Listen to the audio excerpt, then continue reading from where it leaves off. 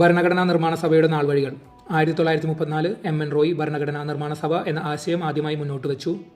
1935 Indian national Congress ഔദ്യോഗികമായി ഭരണഘടനാ നിർമ്മാണ സഭ ആവശ്യപ്പെട്ടു.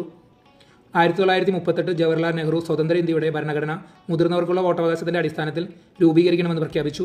1940 ബ്രിട്ടീഷ് ഗവൺമെന്റ് ഓഗസ്റ്റ് ഓഫറിലൂടെ ഈ തത്വം അംഗീകരിച്ചു. 1942 ക്രിപ്സ് മിഷൻ രൂപീകരിച്ചു.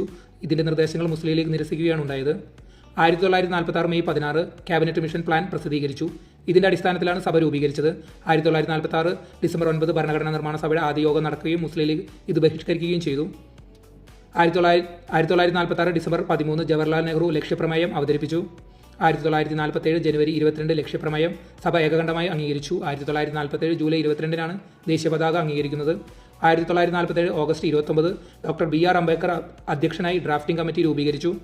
1949 നവംബർ 26 ഭരണഘടന അംഗീകരിച്ചു. 284 അംഗങ്ങളാണ് ഇതിൽ ഒപ്പുവെച്ചത്. 1950 ജനുവരി 24 സഭയുടെ അന്തിമ സെക്ഷൻ നടക്കുകയും ദേശീയഗാനം, ദേശീയ ഗീതം എന്നിവ അംഗീകരിക്കുകയും ചെയ്തു.